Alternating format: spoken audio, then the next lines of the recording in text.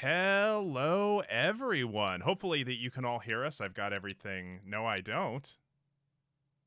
Now you should be able to actually hear us. Yay.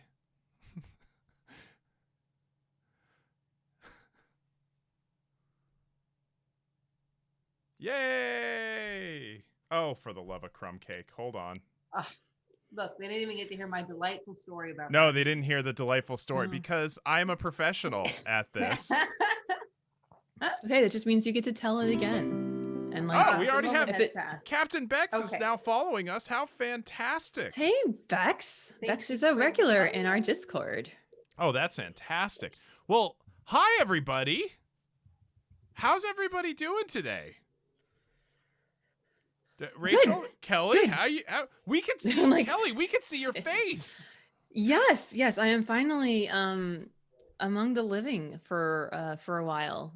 Medical science is amazing. So we're doing the thing, and I see Sarah, Dr. Hayes is in the chat, and Dashmaker, and Micropixels, and Jebro Unity Weather the Weather. Is with us, we got the whole Discord up in here. Everybody's here, and we're gonna have a party here for this AMA, our very Blushing first Crafter. ever. Blushing Crafter, hello there, and Blushing Crafter, thank you for that follow. So this is our very first ever Take This AMA. Because of our usual schedule that, on the first and the third Monday of the month, it's Dr. Dunlap and me streaming a video game. And then the second and the fourth, we've got Dr. Kowert or our boss, Eve Crevichet, doing a panel. But what do we do with the fifth? If there's a fifth Monday of the month, well, here we are doing an AMA. I propose that we call it an APA. Because AMA, I think of the American Medical Association, and I'd rather it be Ask Psychologists Anything. Okay, but just being a homer. Yeah, but technically, I'm not a licensed psychologist, and Rachel's Neither a research psychologist. But I'm still a psychologist. Technically, psychologist is not one of those protected. Yeah, but then we get into public perception, and I could say APA. That's a pun. Puns are your Thank thing. you. Okay. I thought that was appropriate, but I guess. AUA. We need to ease ask into us it. anything. We could do an AUA. Oh, can I point something out? Can you? That I'm in my casual clothing today, but I still have a bow tie. Oh, you cannot see the bow tie. It is well hidden. It is. Is it like a Western one? Is it like a bolo? It's the strings from my hoodie. We can't tell. You can just say yes. So I can still untie my bow tie at the end of the stream. It's very on brand. Very on brand. I'm also in my casual clothing. I've also got, a sweatshirt. Other bow ties. Oh my gosh. Maybe you should put one on. Should I? I mean, I just keep thinking about like the soldiers at the Tomb of the Unknown Soldier, or like the Palace Guard at Buckingham Palace, where when they do a change of the guard that's in charge will let the team know with like a boot scuff or a bark about how well it went. And I feel like that is what the bow tie is for Dr. B, is that if at the end of a stream, he's undone his bow tie. I know we've had a properly intense chat, whereas if the bow tie is on, it's a good signal to me that, okay, this was kind of pedestrian and we kind of kept it simple. So nonverbals are important. Okay. So do I put on a bow tie even with the hoodie? Yes, I think you should. Okay, so I'll take requests then. That is the first question. That is the first question for our AMA audience. What tie or what bow tie should Dr. B wear? You all thought you to show up thinking, wow, y'all. I just went on back home down south. Well, I have two Take This bow ties. One of them, I don't know where my Psychomancer one is. It's probably upstairs. But I also have this Take This bow tie. Yeah, that's the one I was thinking of. You have okay. With all the shields. Yeah. So I mean, it's to Take This AMA, so I feel like you gotta have. Okay. Well, there's that one as an option. We do have a vote for the purple paisley, so I think you should just wear both. I've got the blue flowers. That's new. No one said anything about blue flowers. They said take this, and they said purple paisley. But I Very don't have clear purple- audience. Okay. I don't have Ghost purple is the paisley. winner. That I was don't what have purple Sarah, Dr. paisley. Hay says. Well, I've got a purple paisley regular tie. That's How right. dare you let it? No. That's no. not purple. That's not what we asked for. No, Okay, you know, I've that's got not what the people want. I got purple dice. He did wear purple paisley the other. Or no, you wore blue No, paisley the other I don't. day to I match don't. my Hold dress. on. So yeah, no, not the flowers. Okay. I've got How many green bow ties? green dice. Yeah, how many? No. How many go- bow we want ties the fit on Dr. shields. B? Go back to the shields. Okay, go back to the shields. We got the shields. Okay, that's in the I like running. the But shields. I okay, think hold they're on. cool. Sushi? Sushi. Yeah, I was gonna say. Oh. So that's a deafening silence. I think we just stick Nope. with the we stick with the shields. Okay, we'll do it the shields. Shields. Okay. The shields. And we can always trade out. You know what? We can always trade out, maybe every 30 minutes. Just because I have no idea how to tie a bow tie. Okay. Like, well, I have I no know, idea. I'm intrigued by watching it. Let's just be- all stare at B as he ties a bow tie we're time and learn. And I'll tell you what, if you follow, like, or subscribe to this channel, we will get more content like Dr. B tying a bow Ties tie. bow tie. Yep. Look, it's an AMA. How do you tie a bow tie? Talk us through it. Talk us through it, Dr. B. Oh, well, it's okay. So tying a bow tie is actually kind of like tying a shoelace in that, okay, you start here and you go, loop it around. I feel like we need You know like what? I did this backwards already. Actually, I know I did this backwards. I'm doing this in the camera. It's so strange to be doing it this It's way. hard, yeah. Black Compat, hello. Hey, Black Hello, Compat. and welcome into the chat. And Sock Monkey, hello. Oh, well, just so happy to see you. Blushing Crafter, thank you for hosting. Yay. Okay, Because so here we go. learning how to tie a tie. Yes. Okay. So I'm fascinated by This this. is a life So skill. You go up It and is. around like this, and so you see you've got this end down here. I bring this looped over here. Okay, then you bring it around like you would any other bow tie or any other bow tie for your shoes. Then there's this little loop back here that you can stick this folded section through. So then I can get my finger on it. This is difficult without a mirror. Okay. Of course, my mind But just went can't to. you look into the camera just like the mirror? But that would be backwards. Okay. Would it be backwards from no, that? actually, I've almost got it. There we go. Thank you, D&D Jordan. Hey. Thank you, D&D Jordan Lee. All right.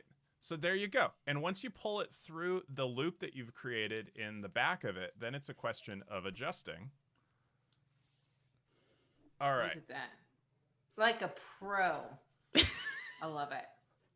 All right, so now I need Love to it. know, Rachel, what do you know how to tie that maybe B and I don't know how to tie? I don't know. I can tie a shoe. Okay. I can tie a knot. I can tie a What- hair tie. but What you kind know. What kind of knot? Yes. You know, the regular, you cross, you do some bunny ears. Oh, and so a then bow shoe tie. knot. A bow tie. I can't. I don't think it would work exactly right. It's the exact same knot. Do you know any fancy knots, Kelly? Do you know any sailing knots? I don't know. I do know sailing knots. I do. Oh, look at you. My grandfather had a 16-foot sailboat that we used to cool. sail out towards Catalina. So I know all sorts of fun sailing knots. My favorite though is the hitching Very post knot when I worked on a horse ranch, because the knot has to be something that won't give way under northern pressure unless the horse rears and gets dumb, which they really often do. And then you don't want them to hurt themselves because they are incredibly stupid. Beautiful, majestic animals. I love them, but they're not very smart. And so you want to be able for them to throw their heads back without hurting themselves, but you also want to be able to release them, which is a yank. And so there's a very specific hitching knot that you do to make sure that can happen. Oh, that's fantastic. know what it AP is. Leaf Any cool TV, knots. thank you so much for that follow. And please, if you want to subscribe to this channel, if you can subscribe to this channel, remember all proceeds go to benefit Take This as Mental Health Mission. That it keeps lets us bring mental health education to viewers like you. Yes, and learning how to tie knots. And learning how to tie That's just knots. a bonus. That's just a bonus. Yeah. All right, so this is an AMA, and Yeah. I know we have some questions that we We fielded do. from Twitter We that are do. not bow tie are not related. I'm I out of want here. to do the first Twitter question that Okay. everyone seemed to want to avoid, What but was we're the going there. which one? If you want to do a PhD in game studies, if you In want to game study studies? games, In game wasn't it in studies? game studies? I thought it was If you wanna- psychology. Just a Oh, psychology was it degree. psychology? Okay, if you want a psychology PhD, what advice would you give? Don't. That's not good advice. Well, to be fair, of the three of us, two of us do not have PhDs. We have Yeah, no. PsyDs. Yeah, only one of us actually has As a PhD. the only one with a PhD, Whoa. All right. Back up my now. advice would not be don't. But I mean, they're real expensive. Oh, It's true. yeah, Kelly, you want to Really, chime you in would on say this? don't? Yes. I mean, really, if they I mean- want to do it, you shouldn't say don't do it. I mean, let me share you my student loan debt and my bank statement. And No, that'll- Seriously. I will say there. Okay. First of all, back up. What's the difference between a PhD and a PsyD? Very How- good question, and Yeah, thank that's you, a Reader Geek. fantastic question. Kelly, you want to field this one? You want me Sure. to? So a PhD is a traditional doctorate suffix, meaning piled higher and deeper, or doctor of philosophy, whatever. And basically, it is your more traditional PhD route, regardless of kind of the topic that you're in. It tends to be research focused and have a lot to do with focusing on methodology, research, that kind of thing, which is very good, and which is why Rachel is so good at what she does. Mhm. A PsyD is like a PhD but applied. So whereas Rachel spent most of her PhD doing research, B and I spent most of our PsyDs actually in clinic. I don't know about you, B, but of the 5 years I did for my doctoral, I spent 4 of them. I did 2 practicum, an advanced practicum, and an internship. So that's 4 years of just being in clinic practicing. And so you come out and it's considered an applied skill, because as a clinician, it's important for me to know research, and I definitely had coursework in research, and I still do research, but the vast majority of my training was in the clinical application of the research. Whereas Rachel, hers was, I'm guessing, focused mostly on just research. Not that you didn't have contact hours, but it was much more focused on the actual, Way more. research. Yeah. Yeah. Yeah. So there's overlap, but it's like Kelly said it's a reversal of priorities. So certainly those of us who were trained clinically, we have to be able to have some some research skills, but really people degrees versus research degrees with some people Versus involved. numbers. My relationships are with numbers. not Yeah? people. Yeah. My numbers relationships are much like Kelly's, related to my student debt. There is There's a lot of that. student debt. Yeah. There's a lot of student debt. You have to really, you have to really look into that part. And so, honestly, like a very straightforward answer for me, which would be do you need the doctorate? Because it's cool. Yeah. I'm not going to lie. When my husband Yeah. orders me Chipotle, it always comes in as Dr. Dunlap. And that's really cool. That's just I don't ask him to do it. He just does it. And it just it kind of makes you feel good and kind of fluffy inside if you're that kind of nerd. And when I die, it's going to be doctor on my tombstone. There's some cool stuff going on here. But when I went into my program, I really wanted to do assessment. I was focused on wanting to do things like the Rorschach and intelligence testing. And to go that route, you have to have a doctorate. There's no other way around it. But if, for example, what you want to do is therapy, there are tons of programs out there that are not doctoral that will give you the education you need to do therapy, that will give you the license that you need to do therapy. And if that's what you want to do, then you don't need the doctorate. But again, it depends on what you want to do with it. And so if it's just cool to be called a doctor, is that worth $200,000 in debt? I let No. others decide. I know I wouldn't change mine for the world, even though I no longer do assessment, because now I also teach, which having a doctorate makes that a lot easier for me to accomplish in that kind of that movement. And I will say that I remember finishing my master's in game design. I did that too, but that was later. My master's in psychology, and I was on this because I got it en route to my doctorate. And I remember thinking, man, it's been 2 years. I wouldn't be ready. I wouldn't be ready to go into practice. But again, half of my training was already in assessment. So give and take.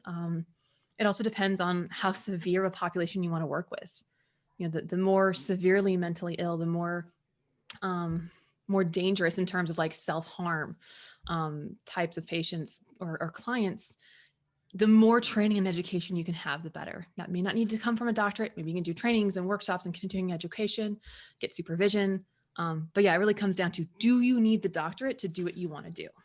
Yeah, and there's That's there's great some advice. advantages in terms of lateral flexibility about what you can do with a doctorate, but if you know it also comes at a cost, and this is part of the reason I'm semi-serious when I tell people don't get a doctorate.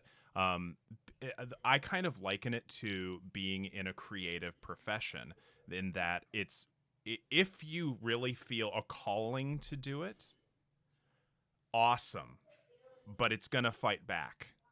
There are whole chunks of time with getting my doctorate that I don't remember. And I'm not even joking about this. Like, there are some funny stories that came out of this, like showing up to the same Starbucks every day to study back when we could study in public. Um, Yeah. and go to things like Starbucks and sit there for hours on end.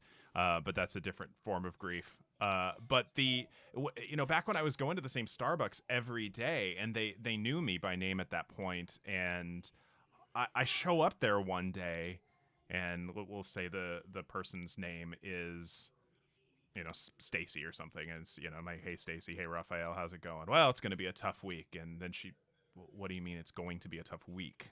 Well, it's got a lot ahead of me this week. What day do you think it is? It's Monday. It's Thursday. And I needed to be in class in an hour, and I there were whole times where I lost track of time. I don't remember things, especially in my third year when I was just starting my first practicum. I was doing my clinical exams and my comprehensive exams, so I didn't get kicked out of the program because everybody had to pass those in order to go forward. And if you failed each of them twice, you were kicked out of the program in your third and fourth year. So, no pressure. Yeah, there's just, so if you want to do it really badly, and I just, there it will fight back. There is almost no one I know who went through our program who wasn't doing therapy or on like antidepressant or anti-anxiety meds at some point. It's intense. Grad school is seriously intense. Grad Yeah. school. And I think that the question one really should be, do you need it? So Yeah. again, for me, what I wanted to do, I needed a PhD. There was no way around it. I had to go all the way, or I wasn't going to have a research career that I wanted. But it is financially very expensive. It is emotionally and psychologically very draining. So bad. There's, I don't know if, I guess trauma would be the appropriate word. I'm not sure. It's Yeah. very intense. Well, there It there can be. certainly Very can be intense. traumatic moments throughout the Yeah. course of your Yeah. training. I mean, Yeah. I'll So be honest. keep that in mind. Like grad school was when I had started taking anti-anxiety medication because Mhm. it was so intense. Never took it before, never saw a therapist before, never did anything before. And then grad school, I was like, holy crap. And to this day, like there's still stuff from my training that if it comes up, I'm on the phone to my therapist going, hey, I need to check in. I know we haven't talked in like 5 months, but like this thing came up and it's bringing up old memories of like, and she knows all about, my internship year.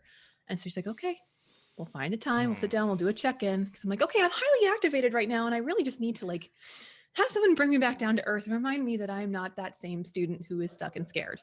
Yeah. See, complex gradual trauma. And so Musoyagi, all the more reason for me to actually say, oh God, no, when people ask if I plan on getting a PhD. I think that's why we all react that way originally, like, no, don't do it. But I mean, Yeah. it also gave us the careers that we have. So it's hard. It's like, it's very conflicting. Yeah. I mean, No, please. I'm not gonna lie. I definitely have an advantage over a lot of my peers because I have doctor in my name. Like it's not fair, for sure. but like Yeah. that's true. No, it is. It is. Well, yeah, and there is a certain degree of credibility that, earned or unearned, comes with just that title. I mean, there there are a lot of times in just so in like my social life where people have a complex question, and I know for a fact somebody with a lot of professional experience who doesn't have that title is in the room with me. And they're like, Dr. B, what are your thoughts? I'm like, you should ask them. I don't know anything about this. Ask that person. Yeah. Yeah. So there are definitely benefits that come from it. Is a good option if you want to do therapy. Yeah. But if you want to do assessment, like Kelli was saying, or if you want a research career, if you want an academic career, which is what my original goal was, like it's you cannot get through the door without the PhD. Yeah. So yeah, if you can ever get a good career without getting a doctorate, then you do that. We support you. My joke back when I was married to a really, really talented software engineer who just kept climbing the ranks with a 4-year degree in 2D film animation was when people were like, oh, you're getting your doctorate, you must be really smart. I'm like, no, I'm educated. She's the smart one. She got a career that didn't require 7 additional years of school. Yeah. No, yeah, my husband has 1 4-year degree and will always make more money than me. Always. I make more money than my husband. Just gonna throw that out there. He's in tech though. He's in software engineering, right? Software engineering is fine. My husband's in Congress. You're all, hold on, but in fairness, Kelli, you are also inhuman in your workload. I believe firmly you have a time turner. I firmly believe this. I think it's the red hair, personally. Us redheads are a strongly driven bunch. We take the anger of our enemies and we convert it into fuel, kind of like an arc reactor, and we store it in our hair, which is why it's so vibrant. And then we just draw on those reserves to push us forward. We talk about this behind your back all the time, how you do everything in a loving way. No, it's an absolute awe of your ability to get things done. Like, oh, I've got a spare 30 seconds. Here, have that paper we talked about. I mean, that's fair. Yeah. There was a question yeah, let's go back to the questions. Yeah, questions. Chat. Hi. It says, how important was it having a support structure during grad school? Oh, and I just want to say, 1, important, but 2, I would love to know if I'm alone in this. I felt the only real support structure I got was from the people who were suffering with me. Mm-hmm. Because no one understands it. No one else understood. They do not understand. No one who has not been through that. I'll throw out there that a huge part of my ability to get through my program, all of my programming, my doctorate and then my master's in game design, was that my husband worked. And so he worked and made enough so that I didn't have to. Oh. And that is a huge privilege that I know that I have, that has definitely helped me where a lot of my cohort struggled. So that's part of it. But yeah. Your classmates going through it. Very, very in fact, I just wrote a paper and part of that, I know, shocking, right? And you had a spare 30 seconds, huh? Yeah, I was gonna say. I mean, in between the morning sickness, I was able to punch out 3 papers in March. So. Largely due to Rachel helping me out. I had 5 minutes between morning sickness, so here's a journal article. No, come on, I half wrote one of them. So yeah, that's what I'm saying. Like Rachel, that's why it didn't take her 10 minutes. Now. But actually in one of them, I cite a bunch of research around how people in times of stress and difficulty, those who have strong social networks suffer less psychological harm than those who have looser social networks. It was in relation to streaming and like streamer mental health, but like this literature on that is actually very consistent from the early stuff in like the 60s during the civil rights movement up until just present. Like again and again and again, if you have a community that you can rely on, people that can support you, and that you can feel like you feel heard, you're less likely to have the negative psych impact. Yeah. So that's cool because it's true from my personal experience and borne out by science. Well, that's true in trauma literature as well. Mm-hmm. That in terms of pre, peri, and post-trauma tools for recovery, connectivity and social support are pretty consistently across the board, like the go-to. Doesn't, other things may come and go, but basically community is good, which is part of the reason it's a huge focus for us. Yeah. And Reader Geek, it's under review, so she doesn't have a link to it yet. But this month on Zeitgeist, Shoot me a message. Shoot her a message. I'll give it to you. I'll give it to you on the down low. There was a new study about Twitch and how Twitch provides a sense of social support and social community in difficult times.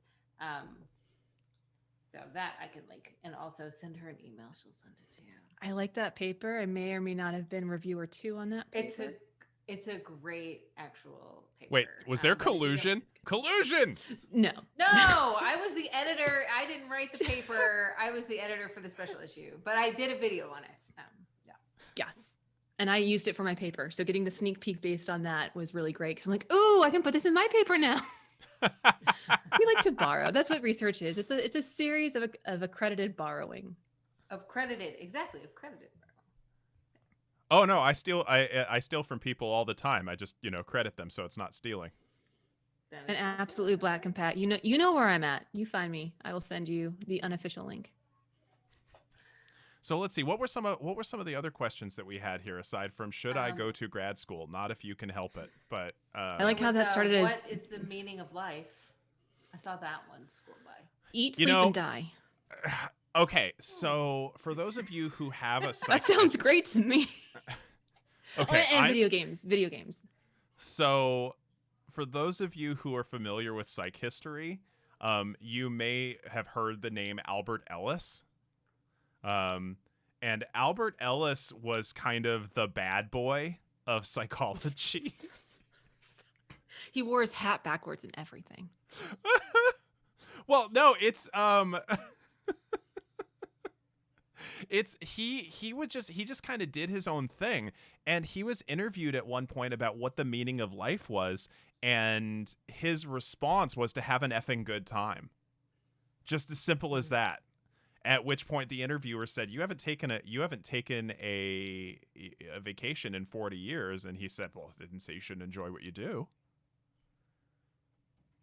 But yeah. Yep. So anyway. I'm like, I would have an effing good time if capitalism wasn't a thing. But you know, you got rent to pay, you got bills, you got babies to feed. So going with that Homer Simpson answer of I could do a lot of things if I had the money. I mean, they say money doesn't buy you happiness, but the things that make me happy all require money. Yeah. So yeah. We do have a lot of good questions in the chat, though. Yeah, we do. We really do. These are great questions that are popping up. If we want to get more involved with Take This, how can we do it? Give us money so we can hire a volunteer coordinator. Ooh, that's a good point. We take we have editorial volunteers if you're interested in creating something written. That is a Dr. B thing. We have Take This ambassadors. That is a Kelly thing. You want to talk about the ambassadors? Sure. So the Take This streaming ambassadors are some very amazing individuals who we highlight in our community, who they're not necessarily mental health streamers. Many of them are, but they don't have to be. But basically they make their communities on Twitch welcoming places where you can discuss mental health. And most importantly, they themselves understand the difference and differentiation between advocacy, which is totally good and encouraged on Twitch, and like actual intervention and making recommendations, which I don't care if you're a licensed clinician or not, you shouldn't be doing on Twitch because you don't know the person.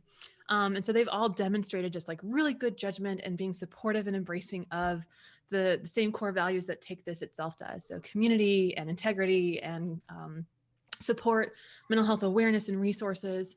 And so they're basically a volunteer crew who stream. And occasionally they fundraise for us if they feel like it. And they put our logo on their webpage. So it's really cool because we get to support them. If they have any questions regarding to mental health, they've got a team of people who can back them up. And otherwise they help get our name out there. But more importantly, they help get mental health awareness and resources out there. Mm-hmm. Yeah. Well, Blushing Crafter has a great question along those lines there, Kelly. Sorry, I'm scrolled up because I'm not losing track of when do applications open? When do applications? That's a really good question. Soon, sometime in March. Oh, I may have been working on it this afternoon. Left, so. Yes, so sometime in March. 2 days. Yes. Yes. Do Jebro's question. Let's see, Yes. which one was Why, Jibbo's question? why did you decide psychology over being perhaps a mental health counselor specifically? I mean, for me, again, I want to do testing. That's what For I loved me, doing. I went to my master's program for counseling, and on the first day realized I did not want to do it. That is a true story. So important. But that's so important, though. You don't know till you know. And I was like, Right. Not for me. Not for me. Where are my numbers? Where are my numbers? I knew I would have more options in terms of what I was going to be able to do with a doctorate. I initially really loved doing therapy with people, but with a master's degree, it was going to be a lot harder to do some of the things that I do now in terms of like consultations and trainings. And in terms of that, the doctorate really does open doors. I mean, a master's level, I've met a lot of master's level practitioners who were amazing, knowledgeable, just so good at what they do. But there is a public perception of having a doctorate that just opens doors, whether or not it's deserved. I mean, just like real talk at the university where I teach, I'm only an adjunct, so I don't really care about the bureaucracy or tenure and all that other stuff. Like, I don't care. I do this because it's fun and I get to talk more. But what I found out is one of the reasons that they wanted to hire me on, other than me being amazing and having graduated from that school, is that, there's not a lot of game studies people that have doctorates. And the person that they wanted to hire on as the director of the program, absolutely amazing. Like his name is Andy Phelps, and he is effing amazing. Like his work is just, he's like the game scholar that you want. But because he doesn't have a doctorate, they almost didn't hire him. Because in academia, you get money based on how many doctors you have in your programs, how many doctorates you have teaching. And so by being able to bring on an adjunct who already had their doctorate, it kind of helped. I don't know for sure if it helped him or not, but that was definitely part of the equation.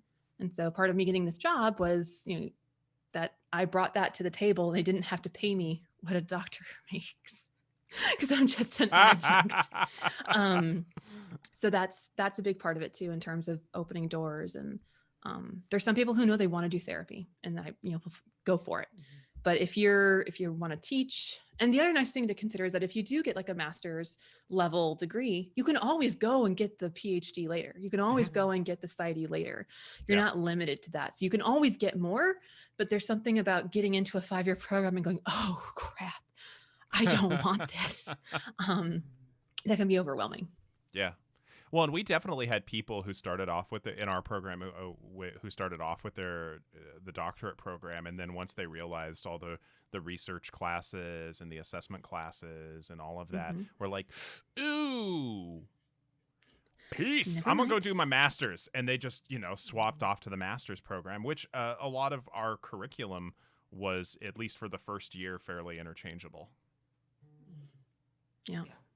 So yeah, there's that. Okay. There's some other questions here.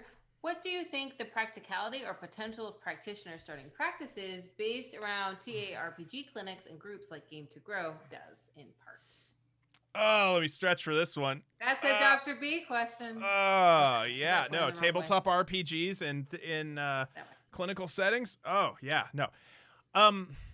I think it has just as much. I think it has just as much viability as any other modality of therapy. But one of the hurdles that I think we are going to come up against, and I think anecdotally we're already starting to come up against, is people who conflate the idea that the game in and of itself is the therapy, and so you have people without training doing therapy groups using tabletop RPGs because games were therapeutic for them. There is and I've spoken about this at length, and I will continue to shout about this. Therapeutic in the colloquial sense is not the same as psychotherapy. Anything can be therapeutic if it has a personal incidental benefit to you. I find cooking quite therapeutic because it has a benefit to me. Whereas a therapy relationship is a formal business relationship with someone who is trained to assess and apply therapeutic interventions to help you meet your emotional and behavioral needs. And the model the theoretical model that I co-developed on tabletop RPGs with Dr. Megan Connell takes 3 competencies into consideration in the application of this. That one, you need to be trained in the assessment and application of psychological or learning interventions. 2, you need to have mastered the game system that you are using, and every game system is a little different. And the reason you have to have mastered it is because you can't. If you're asking yourself, "Is this game therapeutic?" You're already not doing it.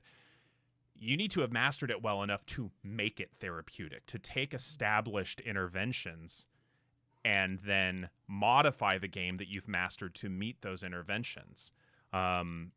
So yeah, so I think there's a lot of viability around it. Thankfully, you mentioned Game to Grow in the question. They're already offering trainings. And their training director is a friend of all of ours, Dr. Elizabeth Kilmer.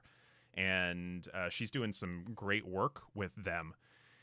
And they've even got some great, I think they just started a program that is sort of an informational thing for people who just want to know more about what is applied tabletop RPGs. Now, that all being said, there's also a real lack of direct research on the use of applied tabletop gaming. Most of the research that exists out there on role-playing games like Dungeons and Dragons came out of the moral panic of the 80s and 90s. And to my knowledge, there's really no true experimental research on the applied use. Wait, what, Kelly? What? I know things. I do. Wait a minute, what? I do know things. They're not published things yet. They're just secret things that I'm going to share anyway. So a good friend of ours, take this in general, as well as Rachel and B and myself. His name is Jack Birkenstock. He is a fabulous therapist. And he recently, before COVID, he got like a grant to run therapeutic tabletop RPGs out of a community center for like disadvantaged youth in Pennsylvania, which is awesome. But he also recently finished a randomized control study on, it may not be an RCT, don't quote me on that, but it was. But it's at least quasi-experimental? And basically they tested whether or not, the first round was, does it work? If people go through the therapeutic role playing that they gave, do they come out with at least equivalent, improvement as you would in a normal group? They are currently working on a project. I hope it's okay to say I love you, Jack. They're currently working on a project where they are going to put it up against, have multiple control groups. So a control group, like a standard therapy group, a group that plays D&D with no therapeutic component, and a D&D group that has their specific model for therapeutic interventions, and to see how that all shakes out. So you should talk to Jack. God! I try to on the regular because he's amazing and I adore him. Jack Someone who did does not have a update me on doctorate. this. Oh my God. So he's doing really, really amazing work in that. And in terms of as someone who co-facilitates a D&D group, I think for us at least, it's really hard to get off the ground. So I think that is just from a very practicality standpoint, because it takes 2 clinicians. I know my therapy, but I am not a master of D&D and the person I co-facilitate with, he has no mental health training. He's got a bachelor's in psych, but he's not a psychologist, but he's an expert DM. People pay him to DM for them. Oh yeah. And so I get to sit in the room so that people can claim insurance. And I'm occasionally there to help with hey, this kid has ADHD. He's not responding to this particular thing. How can we make it more how can we take this particular setup and move it in a place that's going to encourage turn taking? And so we have decision time, where when the battle starts, we roll for initiative, but we call it decision time. So it's challenging in that parents want to do it for their kids, which is wonderful. But my expertise is in older adolescents and young adults. But the people who want to do it, at least for us, has been tweens. And that's tough. So your expertise may not be in with the market demands either. So finding that kind of balance is difficult. And one of the one of the things we have to fight is this, like I mentioned, this idea that it's just a game. And in this case, it's really not. The game is just a delivery vehicle for the established research-based psychological intervention. And I could talk about this for a long time because I give trainings on this. that role playing I've is been to nothing. one. I know you were at the first one. I know. I'm proud. It's yeah, it's role playing is nothing new in psychology. It's been used. Oh, funny story. H.G. Wells is kind of a connecting force in psychology and role playing games because some of H.G. Wells' early writing influenced early forms of play therapy, but also H.G. Wells' 1913 game Little Wars was a direct influence on the development of Dungeons and Dragons when it was published in 1974. So I feel a game studies knowledge off coming on, and I'm really that's trying about to hold. no. Listen, that's that. I'm Listen, holding it that's back. that. I just played my A game right there. Okay. Okay. I'm gonna settle. I'm gonna settle down. 'Cause I'm like, if we want to drop cool things, let me tell you. Oh no, you school. Yeah, I learn cool things from you all the time. I know. And then sometimes I present too. So, I heart you. All right. So next question, awkward, from Monkey House. What are some of the emerging topics you're following that will affect your work in the future, but aren't necessarily officially on the books just yet? Ooh, Rachel. Rachel has some cool stuff cooking. Rachel has very I cool got stuff. some cool stuff cooking. I can't really talk about my cool stuff, but I can say okay. that cool stuff's cooking. Kelly and I have a paper that we could talk about that we just Yeah, of course. resubmitted, which is a 3D model of understanding representation of mental health in games. It's so cool. I've taking seen it. A step. Thank you. We're pretty proud.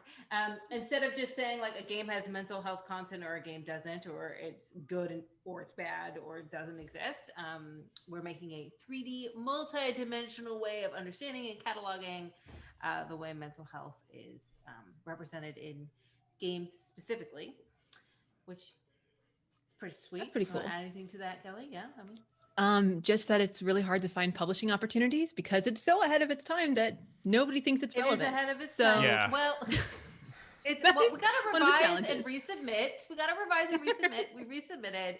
I think it We will did. be published in the next couple months, and then it will be with a journal that is open access, so it will be available. And if it wasn't, I would give you the paper anyway. So, I have some of the stuff. I actually recently had a GDC talk accepted on the ethics for that is designing games that have emotionally powerful content. I'm very excited to idea- see this. I'm terrified, but it's cool because Celia Hodent is my advisor. Oh my god! Wait, I love Celia's your Fangirl so hard. advisor? Yeah. She's my advisor. I just can't even. Anyway, sorry. I'm a professional. So that's something like I see games talking a lot more about ethics and not ethics in games journalism, but like actual ethics of design. And so, right now it's mostly around loot boxes and using gotcha mechanics and, Skinner boxes that are games and stuff that, there are definitely, practices that are not ideal for like healthy game engagement, but I'm more interested in the emotional side of things. So like just because you can induce emotional trauma in someone from a game doesn't mean you should. And then that of course extends into VR because that same drive to like do things bigger and better and more intense, it just goes into VR. And I don't think people properly understand quite yet. Just like if you're playing a game on your screen at home, there's lots of stuff around you to ground you. Like you can like look up and there is, your ceiling or your one-up star, your Master Chief helmet, there's sounds, there's ambient stuff going on. But when you're in a VR space, especially if you have like a stereo headset, short of taking the headset off, there is no real grounding to it. And there's not enough research. So I'm definitely not starting a moral panic over VR.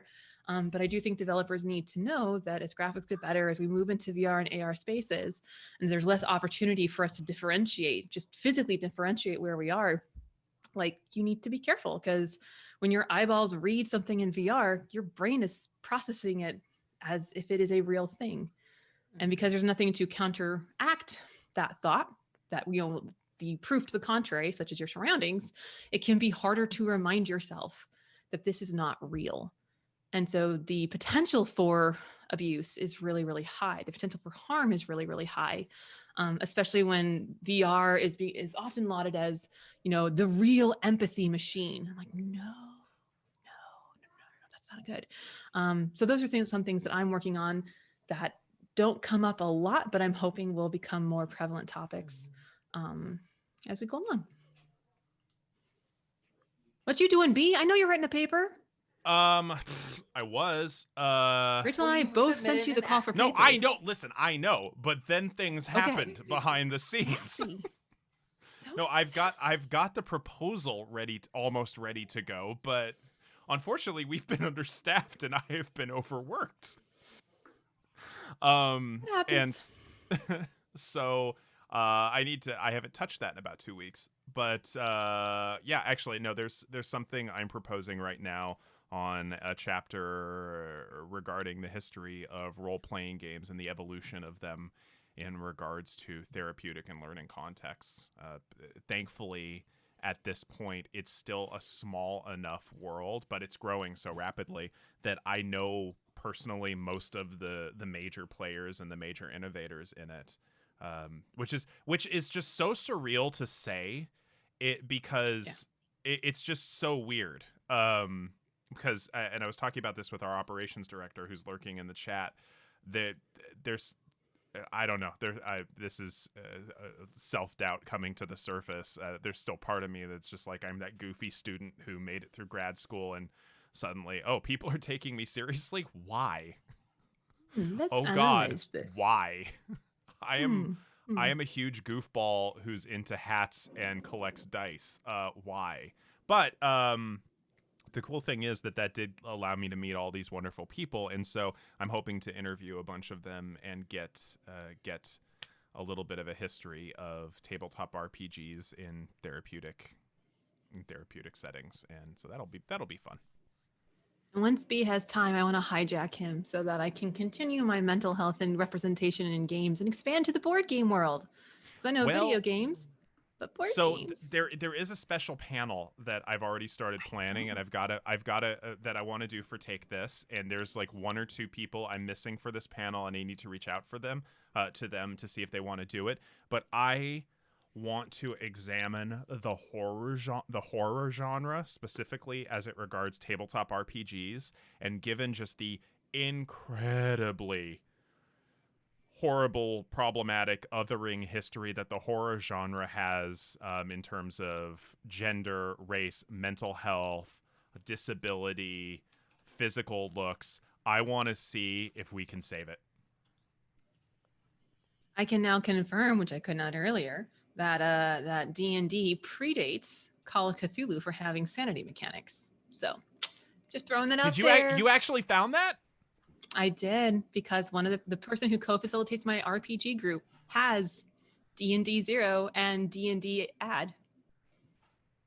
Oh my god. D&D Adventure. So. See, I have my copy of original D&D from 1974. I won't touch it. I need to buy the PDFs. Well, I do not want it's to not look it's through not in there. It's only in the AD, which came out in like 19 between 1978 and 1979, because the 3 volumes were released in kind of a staggered format, so it's Call of arguable. Cthulhu didn't come out till 1981. So, history, timeline, All right. sets, researchers go.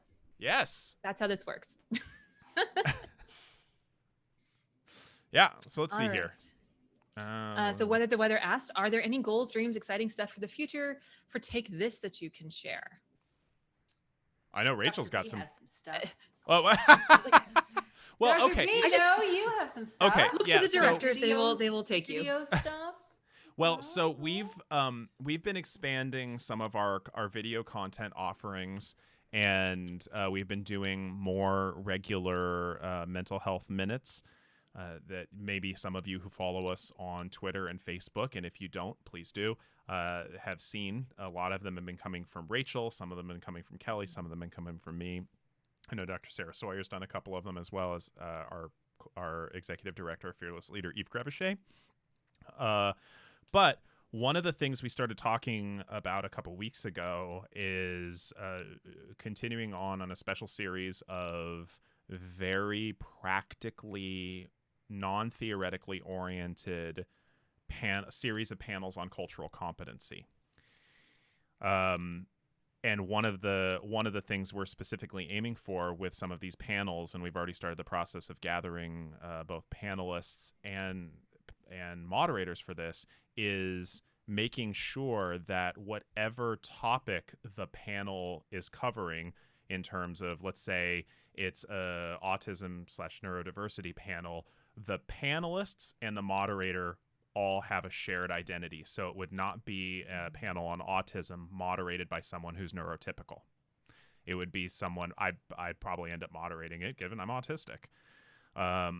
But other panels, maybe on, we're still deciding on topics, but I know that Black LGBTQIA plus mental health accessibility and nuance is going to be definitely one of them. But yeah, we've got that being planned. We've also got some other cool panels that we're just talking about now. But if you want to see that stuff expand, I know I sound like I'm shelling out for money. Because I am. A lot of people, a lot of people want to get involved personally, but we have this abundance of goodwill, and we don't have enough money to organize that goodwill. And so even if you give $5 to take this to help us, we can hire a volunteer coordinator to help do some of this stuff, or even someone to handle my scheduling, or because that's getting ridiculous as well. It's fancy. Yeah, and I want to give credit where it's due for that panel idea, because I do not want to be the one taking credit for that. That was largely at the insistence of one of our newest board members, Tanya DePass, who is an absolutely powerful force for representation in the game community. If you do not know Tanya DePass, she is Cypher of Tier on Twitch, on Twitter. She's the founder of I Need Diverse Games, and Tanya is a dear friend and an absolute powerhouse when it comes to advocacy. And we had talked about some stuff like this in the past, but it was really Tanya who was just like, hey, I want to see this happen. And we were just like, okay, fair enough. Make it happen. Make it happen. Yeah. Tanya's great. I don't have anything specific about the ambassadors, but I can vague book pretty well. So typically when I took over the ambassador program, we were doing 2 admissions a year, a fall and a spring.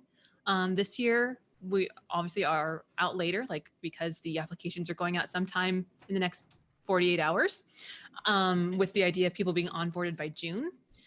And there will only be, I guess I can say facts, there will only be 1 class in 2021. Part of that is because I will be on maternity leave starting in September, and I will not be onboarding a new class while like I'm dedicated, but I do draw the line at, like in the delivery room, also pushing out ambassador stuff.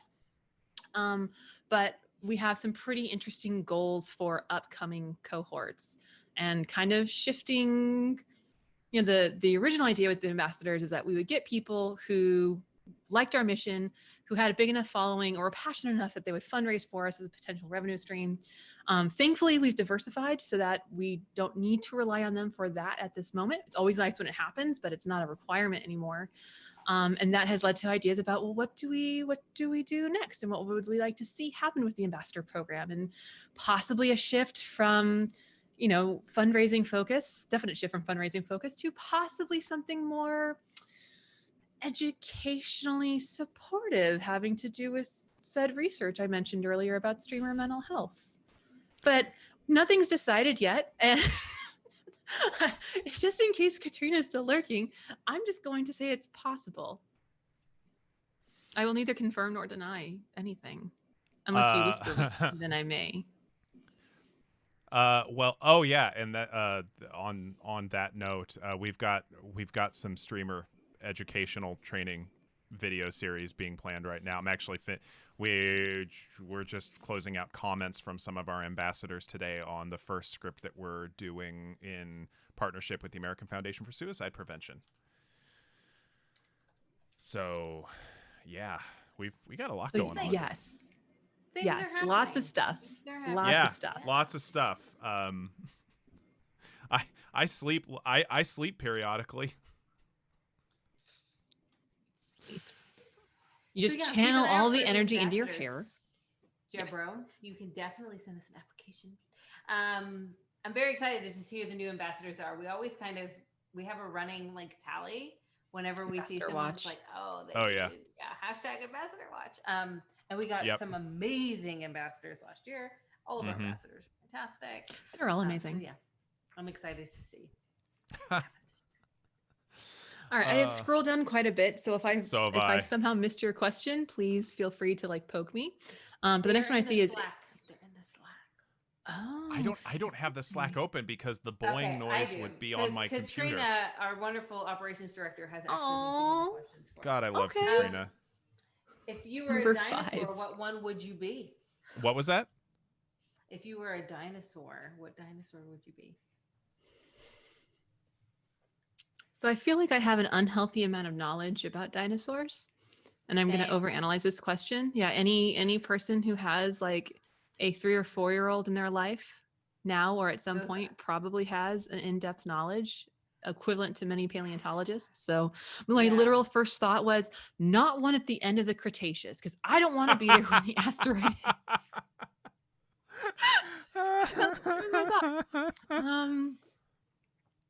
I mean, Brontosaurus. Easy. Brontosaurus. Okay, tell why. Slow, long neck. chill, eats plants. That's enough. Fictitious? Brontosaurus is in Brachiosaurus. It's or a a real dinosaur. potosaurus. Like Or a potosaurus. there's a Which story term about would you rap about a prefer? potosaurus. Let's see. Did you know that Brontosaurus were a scam? Anyway, if I were to pick, my favorite's always been Stegosaurus. Because they're so choice. spiky and like, Yeah. but they also had the brain the size of a walnut. So I feel like my choice might be limited. So then my other pick would be a pterodactyl because let's be serious, who doesn't want to fly? And yes, instead of pterodactyl, a pterodon. I have seen Dinosaur Train. I know all about it. So the pterodon family was great.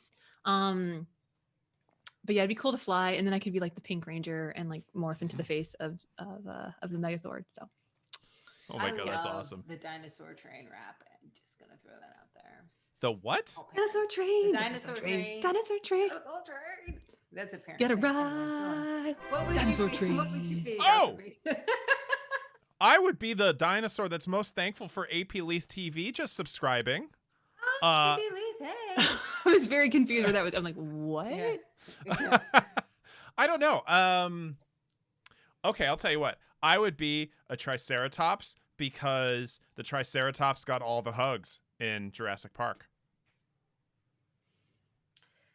So you just want all the hugs. That does not sound It was- like you. No, It it's was definitely not dying. me. I don't know. Okay, I like, was like, No, It I was- definitely it don't want was- all the hugs. God, no. Yeah. I thought that was a Literally cute on the answer. ground dying. You would be. Dr. B would be. I think an Ankylosaurus. I was gonna actually say that, or a Therizinosaurus. Thorazinosaurus? You don't mess Yeah, with a the mom of Therizinosaurus. a 3-year-old boy. You don't.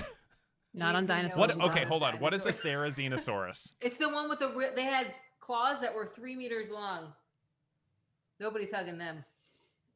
You might want to, but there's. Oh no, I'm gonna go with the Ankylosaurus. Just they've got the hammer tail and they can just wiggle it around, smash things. They can. All right, It's a good someone choice. clip that so we can get a picture of Dr. B going wiggle it Swinging his around. tail. Smash it. The thing is that would match my real life dancing style because property damage is done. There you go. That's a good. I choice then. flail semi-rhythmically and generously call it dancing. That's awesome. And Professor Chime just subscribed because of Thank my you, semi-rhythmic Professor Chime. flailing. Lovely, lovely. Welcome in, Professor Chime. It's so good to see you. Next on our so we actually did answer 10. So just We did do number 6. or number 6. Sorry, we did answer number 6. Yeah. Oh God! So I'm number gonna have to 7. Open this up. 7 is directed to you. You're fine. B, specifically, we Kelli. got you. We got you. We've got We got the you know, questions. we've got our executive functioning doing the many things. You Oh, just let that's us- great. Yeah. Other than talking, how did you decide you wanted to teach? That's a great question. It's really bold to assume there was something other than talking. Like I love talking about what I'm passionate about. I love making slide decks. I She really literally does. was brought in by the Maryland Psychological Association to give a presentation on how to make good slide decks. That's how deep this geekery goes. Um, and if I wanted to be, I guess, I don't know about teaching in general, but teaching where I do right now, I remember going through the program and one was like, there are no ladies. All of my professors are dudes. Okay. And then, being passionate about mental health is something that's so common in games, but there's so few people that can talk about it. And I can tell you from experience, I have tried to parlay with the psych department. I have tried to say like, hey, I will come teach a class of yours for free. And look, here's my 2 licenses, my Virginia license and my Maryland license. And here's my doctorate. I see people professionally. Like, this is what I do. You literally cannot have anybody who's got better clinical skills like than I do come teach, but I just want to teach about games. And the pushback has been unreal. I had a psychology of games course that I made and I loved it. And I was so excited and I had enough people sign up. One of the people who signed up was an undergrad in psychology who really wanted to do it. And I'm like, okay, this is a grad level class, but yeah, I'll take an undergrad.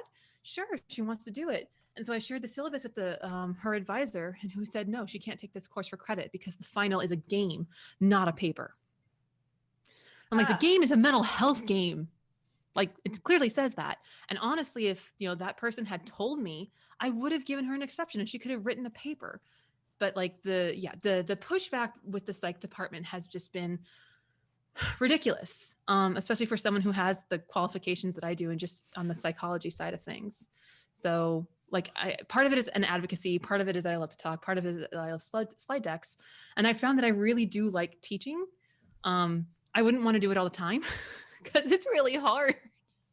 It's really hard. Wait, Kelly, can I pause you for just 1 second? Because we have, by my count, only about 20 seconds left to potentially get a hype train. If somebody subs, gifts, or uses bits, we can get a hype train going right here today, thanks to viewers like you. What is that? All right, get hyped. Get hyped. Get hyped for We going We just to need one hype more train. sub, a little bit of bits. Just a little bits. But yeah, we got Maybe we shouldn't get that talk hype about train. bits. We There get you go. hype train. This is our first hype train, guys. I This is our don't even know what it is. Hype train. But I don't, but it seems like a good thing. It does. It means enough people have like subscribed or liked or followed or given us biddies. Yep. That it has triggered like this. Thank you, Reader This Geek. train. Thank you, GD Frey. Like you get more bang. It's kind of like Black Friday. You get more bang for your buck now when you sub and do stuff like that. So Oh, cool. Hype yes, it train. was very, very cool. But yeah, so would Locke, like that to- was my question. That was the answer, the long answer for why teaching. And it has not been something I've always wanted to do, but there was always this plan I had of I want to do therapy, I want to teach, and I want to make games. And I need to divide my life up into nice 3 sections to allow me to do those things. That's not how it works, because 2/3 of my life is like one thing and I'm squishing the other 6 things into 1/3. But like, you make it work. Well, thank you for those bits.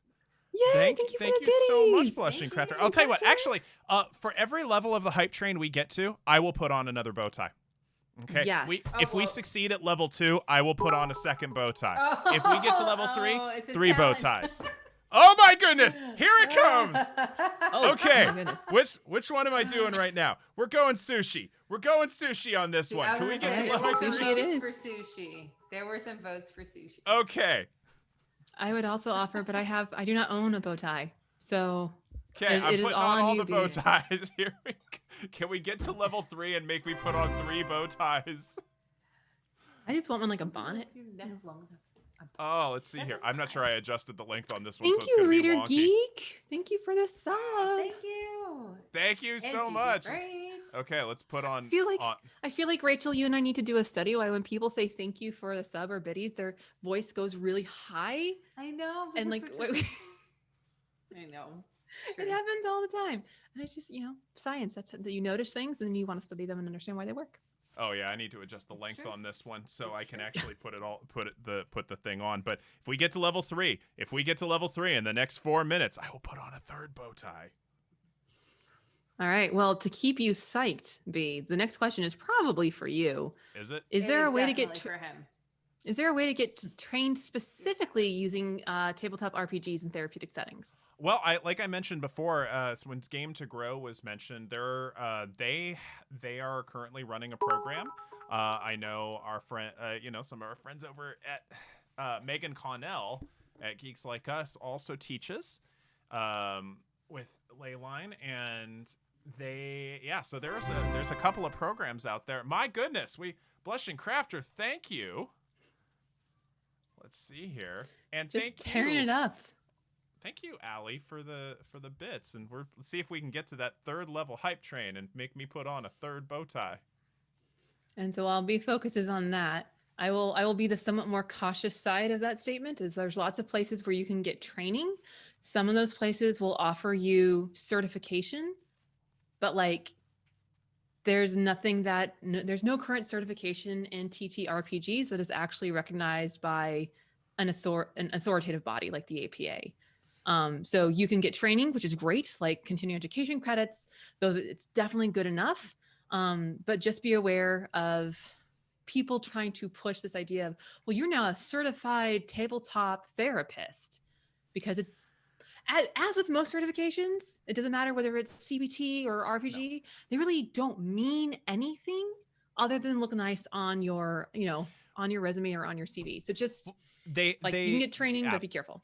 They have, and I take a slightly different view than Kelly does on this one, that I think they do mean something. And that is, depending on which one you have, you went through a regimented course, but there is no body that says this is worthy of certification or not. So, do like anything, do your due diligence, check it out. Yeah. Be competent, get the training and education that you want so that you feel comfortable doing stuff, get supervision, be able to ask questions. There's those are the things that you want to do. I just know that there's and it's problematic in a lot of gaming spaces. Like, I'm a certified games addiction specialist. And I'm like, so that's not a thing. that is not a thing for so many reasons, but because you can make a certification for just about anything. So yeah, do your due diligence. We're not throwing shade at anybody that we've mentioned. Just no. I am always hesitant. I'm always hesitant when it comes to, like, you are now a certified X. I'm like, yeah, okay, maybe like Gottman Institute because it's been around for 60 years, and like, well, and there's also, like the Academy of Cognitive Therapy that's run by the Beck Institute. Yeah, so there are some, but like, just be aware that your value and your skills are not dependent on some certification that a licensing body doesn't know about and doesn't care about. So do what's right by your clients and you'll be fine. Yep. Just simply listing the courses that exist that I know of. Thank you for those bits, Delaney A. Thank you, Delaney. And see, again, voice. God. We're 33% of the way to a 3rd bow tie. I'll even take votes on which one I'll put on. I've got plenty of dice ones. But let's see. What other questions do we have here? I've got the sushi one. Do number 14, Kelly. Do number 14. Do number 14? Okay. Do you believe that with all the work from home that has been happening, work-life balance will be better, specifically in the game industry? Hype train! Success! My goodness! Oh, which one am I putting on? Let's see. I got the blue flowers. I got purple dice. I've got blue dice. I've got green dice. I've got other green dice. Are they all dice? Most of them. Yeah. Purple That's what dice. I was gonna say, Andy. Work-life balance, I think, is worse, because there's less delineation between when you're supposed to be working and when you're not, because you're always home. And for the parents out there, including myself, whose kids have been home, not only is the work-life balance worse, I think I did a mental health minute on this. I feel like I am more inadequate at both jobs now, that I'm trying to do them both at the same time. And for the game industry, I would love to hear what Kelly has to say, because I know that she's talked about this before, and so have I, but you're more of an expert. about like streaming work-life balance, right? Like that is an issue because you are working from home and it's really hard to differentiate, should I be working or not? Yeah, I mean, like one of the things is, can you separate your spaces? Like for me, this is my therapy office, and I go upstairs. Like this is in my basement. You can't tell, but like if I were to turn my computer, this is my basement. I don't have a window. Like it is. If I were to turn it, my Christmas village is still up. Grant's growth chart is right behind me. And so like when I'm done, I'm done. I go upstairs. I also tend to be someone that even in the before times, I have no problem shutting it down. Like when the day's over, it's over and I'm done. And that's it. And so I don't think, I mean, obviously working from home can have that impact if you don't already have those kinds of boundaries in place. And it can be especially challenging for people who have neurodivergence. I know, for example, ADHD, one of the things that can be really difficult is transitioning from one task to the next. And so a lot of times cues can be really helpful. Like a commute to work means, okay, now I'm going to my work time and I'm going to work in this space. And then when I come home, I can do something else. And for a lot of people who have lost that, it's been really difficult for them to find that balance. I also always like to comment that work-life balance is a lie, because there's absolutely no way that work should equal and balance the rest of your life. And so that's just a picky thing of mine. Because on that hand, like for example, my husband's home a hell of a lot more. Like I see him so much more. And that helps me make that transition to being off the clock and not being a therapist. Because again, he doesn't have to metro into DC every day. So he's not leaving at 6 and coming home at 7. I get to see him. We get to have family dinners, all these kinds of things that we didn't get before the pandemic. So in some ways, at least for me in my situation, it's been better for work life because I get more life. But again, I'm also very lucky that I have the space to do that. I do not have ADHD or another neurodivergent. I think that I feel like that's reductive. Another neurodivergent brain thing. Or any other sort of neurodevelopmental diagnosis. Yes, thank you. I have 2 brains and none of them are working right now. Yes. But yes, so that like I am blessed with a very neurotypical brain that is like, hey, you're done. You can leave now. There's this idea that I floated by B about letting things go earlier today. And that's easy for me. I'm like, yeah, I'm done. Wait, so you have the selective attention and the executive functioning capability to ignore things? I do. Must be nice. Too, I can just tune crap out. Like you don't become a parent without being able to just. So yeah, I think a lot of people are working more hours than maybe they would have. It's like, oh, well, just 5 more minutes. It's just downstairs. But I think if you have really good boundaries, which I learned through grad school and all the therapy I went through to get through grad school, that there can be benefits. And I know for me, it's actually better, but I know that I'm definitely in the minority, and a lot of it is because I have a lot of privilege. I can answer this question from the perspective of someone who's autistic as all get out. Routines. Oh my God, do I try and create routines? And I have to create external structure around those routines. Definite work hours. Katrina, our operations director, who's lurking in chat, is a substantial help in helping me to craft the sort of external structure I need, so I don't get distracted, so I don't wander off, so I can maintain focus on one thing at a time. Because one of the things Kelly mentioned is in the technical sense, it's called set switching. And it's the people who are good at multitasking, really what they're good at doing is set switching really, really quickly. And Kelly and Rachel are both amazing at this. Kelly, it's almost an inhuman ability as far as I'm concerned, because this is because of my autism. I am very slow to transition to things. I actually need transition times. I need to only focus on upwards of like 3 projects at any one time. Otherwise one gets pushed out. And thankfully I'm supported in that at work. So having people who are willing to accommodate that and help create an external structure is wonderful. But also creating cues, like Kelly mentioned, I occasionally commute home by going to my car and listening to the radio for 15 minutes in the garage. That's my commute time as a transition period. Cooking dinner helps with that. Sometimes I swap out keyboards. I have my gaming keyboard and I have my work keyboard. What else? I'm also very fortunate, since I've been working from home for 5 years. I make sure I have an office. So I have a separate physical space. But yeah, those are scheduling, external support from your work, commuting time, so transitional periods, cues, separate accounts on my work computer.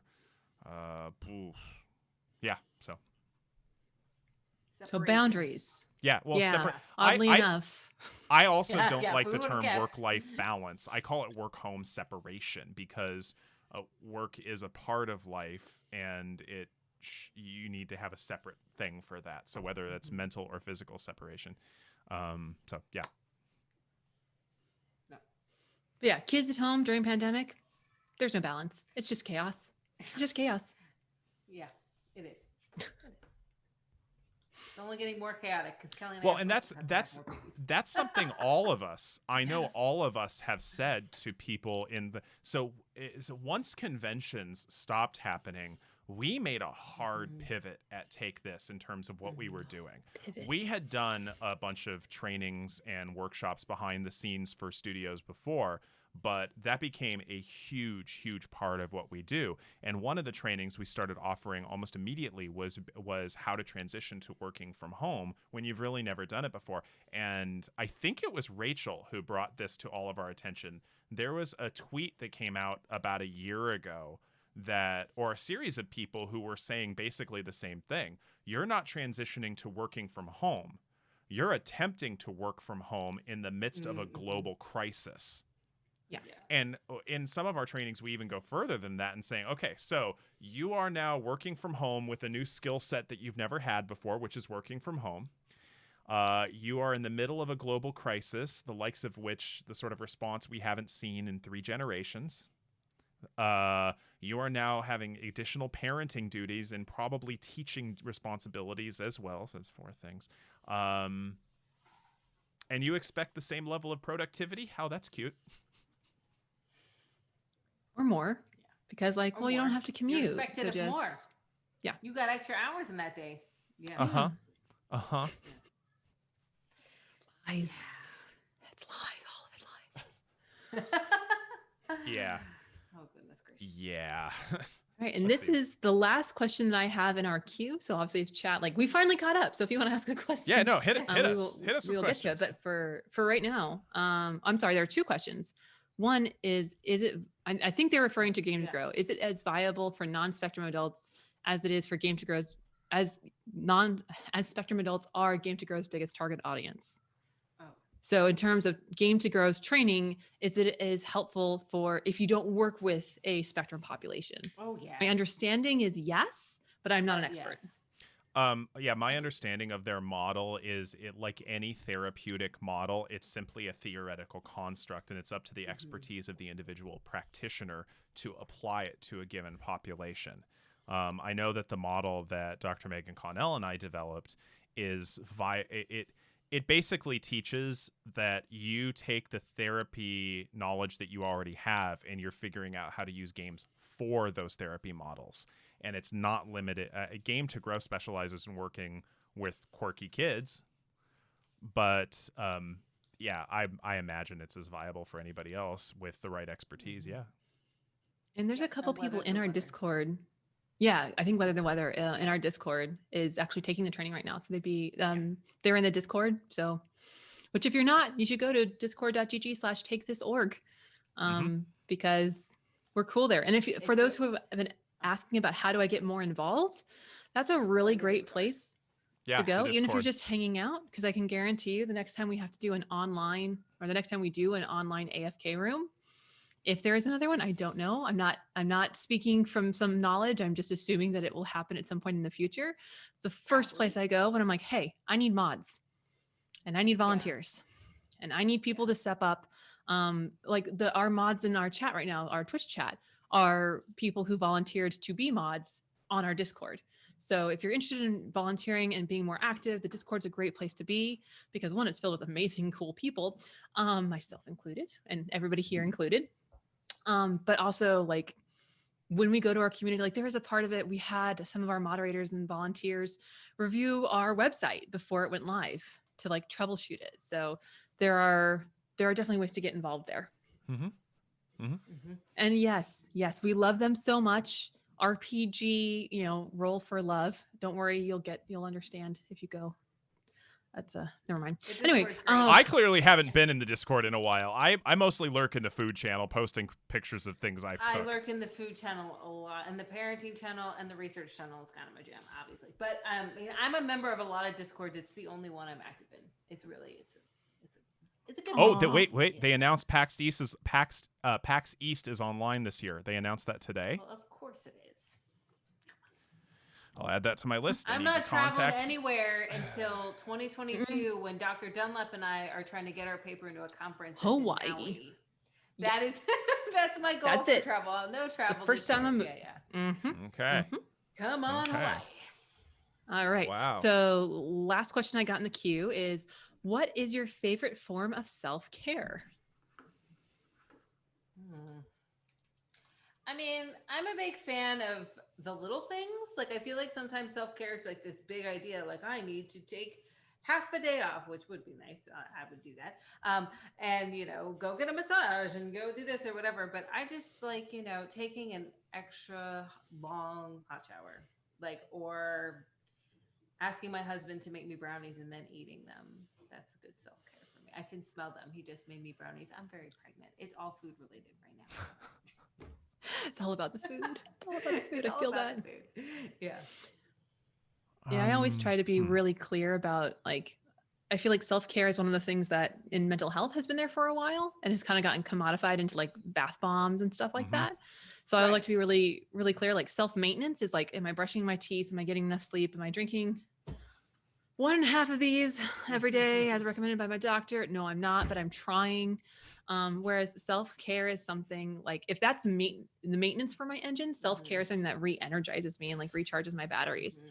And so for me, given any activity that I could do, it would be horseback riding. Like as long as I can remember from a little kid, just you put me near horses. If I'm scooping their poop or not, like you put me near horses and it's just almost blissful. And if I get to ride, like that's a million times better. And if I jump or show, like those are just moments. I literally have goosebumps right now talking about it because it's just something that I love so, so much. Obviously not something that I can do on the regular because you want to talk about an expensive habit. Equestrian, you won't have money for drugs, kids. It's a very, very expensive habit. But outside of that, like, playing games with my friends, we have a weekly hunt a killer night where we all get on Zoom and like break out the hunt a killer box and all the scanned documents and we solve murders and stuff like that. It's a game. I thought for a moment. What did you think I did? I don't My know. spare Listen. You have are 30 seconds. You're solving unsolved mysteries.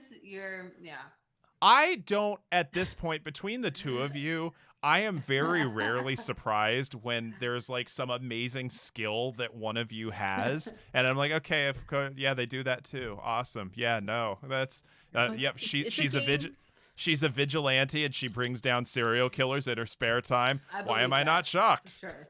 Yeah. I mean, they say it's a game. I can't prove that it's not true. Maybe I have really caught 4 serial killers. I wouldn't be shocked. That's the thing. I would not be shocked. I don't want to be anywhere near that. I may have gotten into psychology because of Silence of the Lambs, but I realized very soon that that is not something you typically disclose publicly. That is your motivation. It's not anymore. That's so funny. But I wanted to do assessment and I want to do forensics because I like that movie so much. Oh, good Lord. I actually take some cues from Dr. Kelli on this one, that when I talk about self-care, and I actually just did we just did an Idle Champions of Psychology stream last week, specifically talking about self-care and breaking it down into maintenance self-cares and restorative self-cares.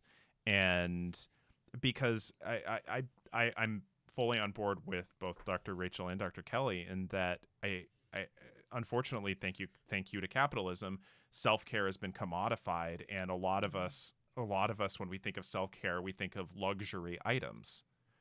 When for me, my favorite form of self-care, and I'm this is something I struggle with thanks to both my autism and often crippling anxiety.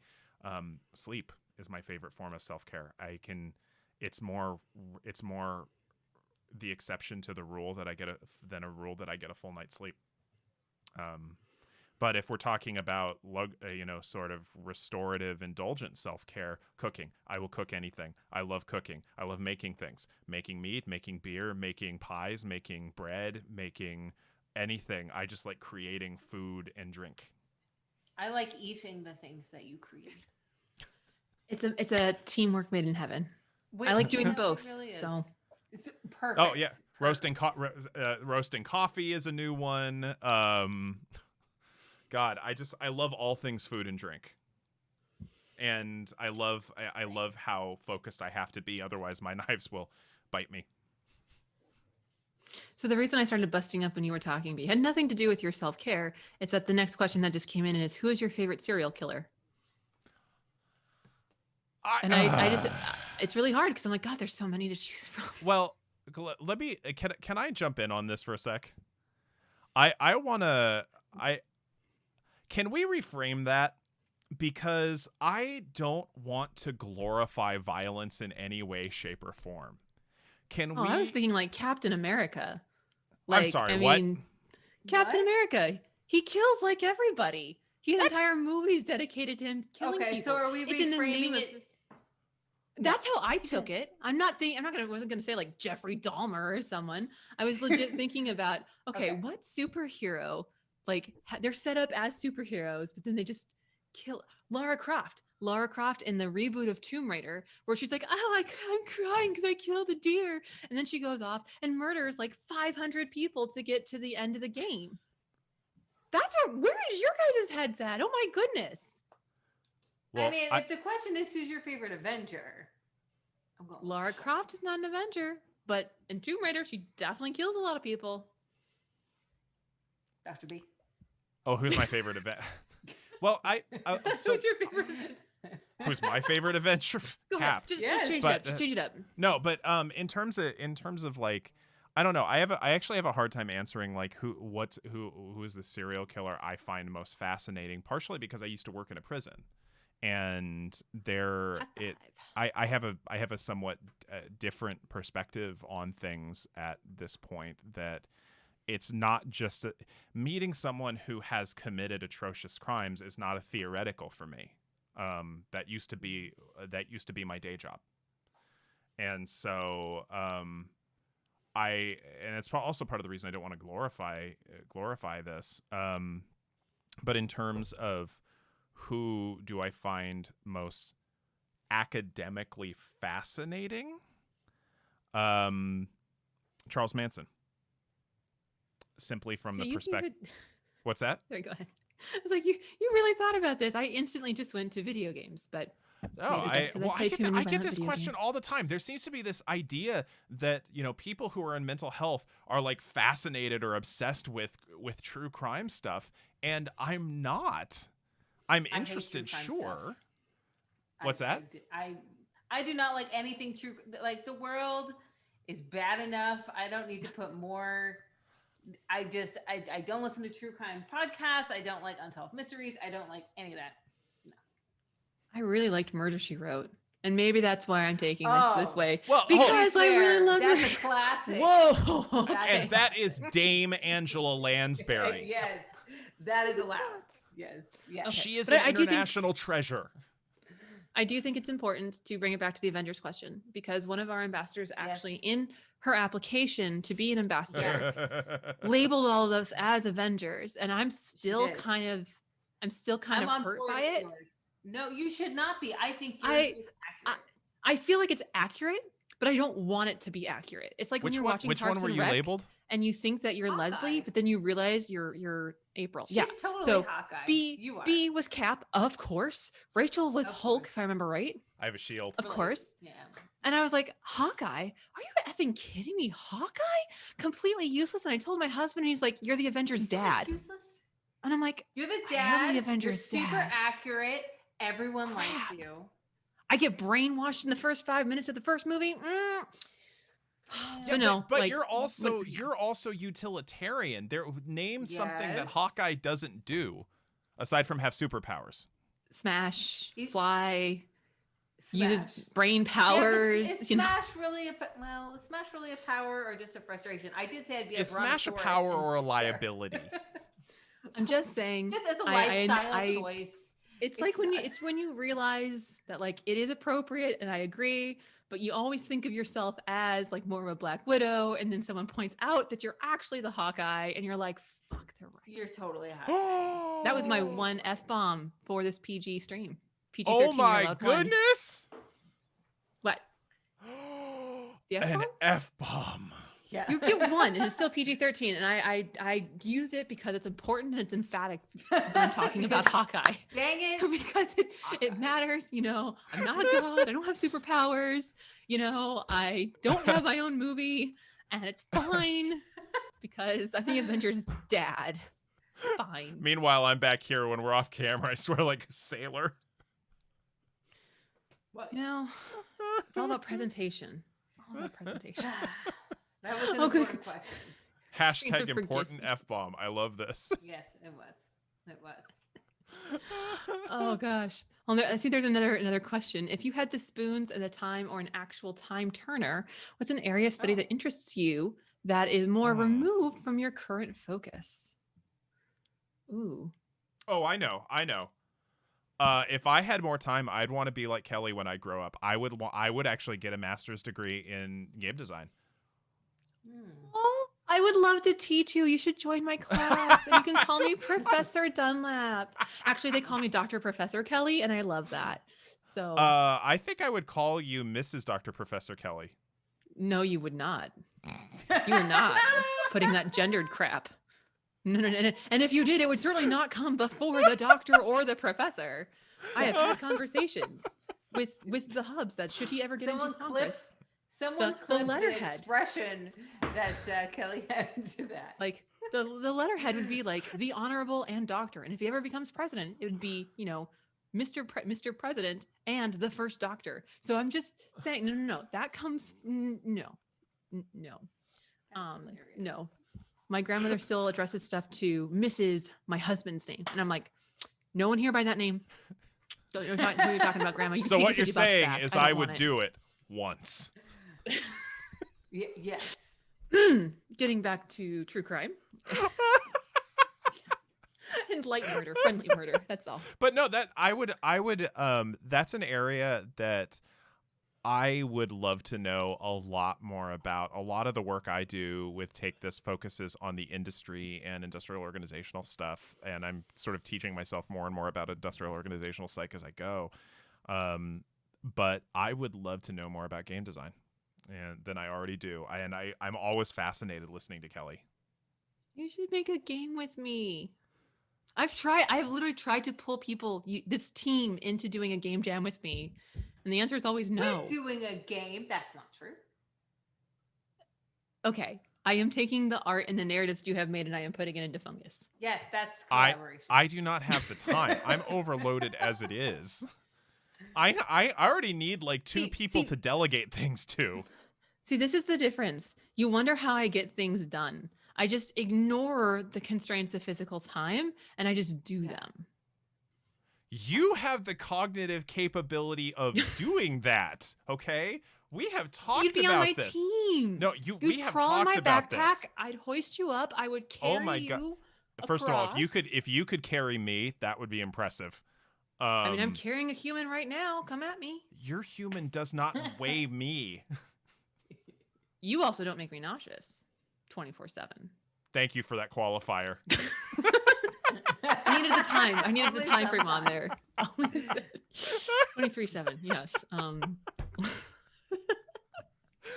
So I don't know how we got here. Though? Hold up, but Kelly made a Dr. B game about finding hats or something. Oh, No, it was Best Quest. Best Quest. Quest. Yes. Yes. Best Quest. Yeah. That stalled out because we weren't sure if your face could be proprietary or not. So it kind of stopped there. Yeah. Important God. distinctions in game development. Okay, so Rachel, what about you? What if you had time, energy, spoons, like, time turner? What would you dive Time into? Turner, and endless money, And yeah, medicine, psychiatry. I would get into medicine.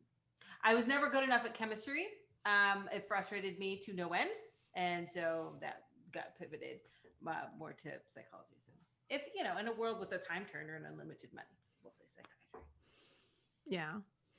I mean, I've already talked about like my love of horses, and I would just literally like, I worked on a ranch, like I fed, I vetted, like I gave medicines, I cleaned feet, I did lessons, I helped breed. I was an integral part of the breeding program at that ranch. And I really We like, need an AMA on that. Okay, I'm putting that. I'm happy to answer. That's an Animal, idea. so you add animal husbandry to the list of skills that I Animal have. husbandry. I can't keep Cool. plants alive, just animals. Yeah. And like I would love to get back to that, like living on a ranch and doing that kind of stuff. But something that I hadn't done before, because that was the question, something that I hadn't gotten into. I'd like to get good at something creative, because like I feel like I can half-ass a lot of things, but like I've always wanted to like be good at piano, for example. But it's a matter of time. I just don't have the time to do it. We know she's good at creative things, Dr. B. I see. Thank you. She I was needs like, a new game creative design? New creative thing. Yes. Yes, it is creative, but like the act of actually like, I don't know, producing something physical, so whether that's like woodworking or like, I love the idea of playing music. I played 3 instruments when I was growing up, and I just haven't. One of them is trombone, and it's not conducive to living in a dorm or an apartment. So, I kind of had to give that up. But yeah, I would love to get into more of that kind of stuff. That's cool. Oh, that's awesome. I actually have a question for you both, because I'm not sure if people know this. How did you both come on board, take this, and when? I'm not sure I know this. I can answer that for Kelly. 2 years ago, because I cornered Dr. B at Pack South and said, you should hire me. That is like actually what happened. And he was like, yeah. And then I saw him the next day, and I was like, can we get another coffee? Because I was actually serious. And he was like, yep. And then you petitioned our boss to just say, you should hire me. Here's why. Please. And she didn't. Yep. Kelly, how about you? How did you get on board? I mean, it's kind of like being a child when like there were memories from the before times, but you don't really remember them. Like I remember back when Dr. Mark was still in charge, volunteering with Take This. So like that's like 2016, like going, but never really involved. And then at some point, I remember it was after I had been at a nonprofit and they laid me off. They were a gaming and mental health nonprofit that didn't want to do games or mental health. So they ended up laying me off because they didn't need me anymore. And I know at that time I came on payroll, but before that, I mean, still like I remember doing graphics works and doing mock-ups, stuff like that, being on panels. So I don't actually remember where the chimera of me and Take This started, but it's been a long journey. So I recall some of that stuff. So Dr. Kelly had been, I came on at the end of 2015 officially as clinical director when my predecessor, Dr. Mark, stepped back. He was our first clinical director. And going at that time in the beginning of 2016, even through 2016 and 2017, there weren't a lot of people doing mental health talks at major gaming conventions. And there was this name that kept popping up, Dr. Kelli Dunlap. And I was like, oh, snap, I need to meet this Dr. Kelli Dunlap. And then somebody pointed out that you had volunteered for us in the AFK room, and I didn't know it.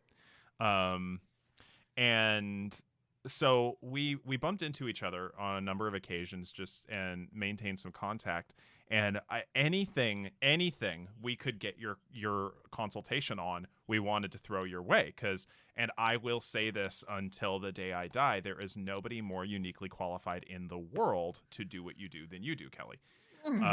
Because This is there's Ask Me nobody Anything, not how red can we make Kelly's face turn? Let's there. just Well, name go for somebody it, you know. else who got a Fine. master's degree in game design after getting their doctorate. So we know you're a masochist. We get that.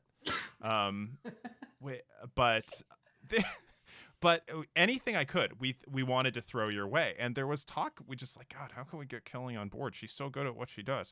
And eventually, we just had you on more and more things, and it just sort of it happened one day that you were available, and you have community management experience and all this expertise, and we're just like, yes, no, let's get Kelli on our team. Yes.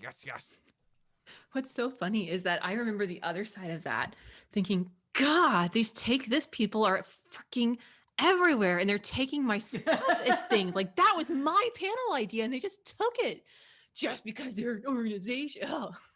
And then I got to know you, and it was fine. But originally I was like, and now you're on those not fair. Yes. Yeah. It's not fair. So, but yeah, I mean, obviously we're here now, and like, you can't get rid of me. So Sorry. and I continue to run my mouth, but it's all good. No, it's all good. It is all good. It has all worked out, and it is lovely. And Delaney has an amazing question. What would you like to see gamers do as far as improving mental health of the community? Oh, I have a default answer, but like, I know Me too. I talk a lot, so I'm gonna. Dr. I B, would say, well, one of the things I give us more money, but no, that's my job as a director, to be just try and raise money. But one of the things I would say is give more compassion to each other in terms of just kind of leeway to have a bad day.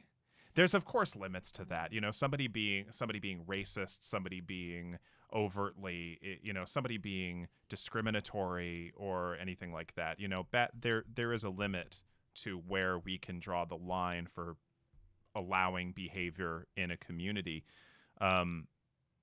But if somebody's behavior is a little different than you expect, you don't have to jump on them. You don't have to, if they're not as good as at a game, don't jump on them for that. Let people enjoy things the way they enjoy. It's just basically allow for some variations in behavior, and in a compassionate way. I feel like I'm being called out for our Night in the Woods streams. Huh? B, stop talking to them and go on the main He needs quest. to walk left. He needs to go left and Go not right. left and just stop talking to everyone. Just please But go I like- complete this. I want the poetry though. I like the poems. Selmers Selmers! as always. Yeah. No, the poems are great. What about you, Rachel? My default answer, I've been doing a lot of work in toxicity, and I'm going to quote again Cipher of Tyr, Tanya DePass, my fave, which is be an accomplice in the community. So it's like, see something, say something. Toxicity in games is a real problem. We're doing research, Dr. Dunlap and I, and some other people in the field, about how to best combat it. And what the current research says is the best way to combat it is having somebody on your side and basically being like, no, that's not cool. Like, stop what you're doing. Toxicity can have short and long-term repercussions on mental health, not only for the people who are victims, but for also the people who are witnessing it. So be an accomplice and listen to Tanya. She's wise. For me, given I had 10 years of community management while I was going through doctor school, I want to talk about crossing wires there. One thing that I really took away in terms of like what we can do better to help with one another is for people in the community to realize the power they have in terms of being proactive and preventative in terms of mental health and mental illness.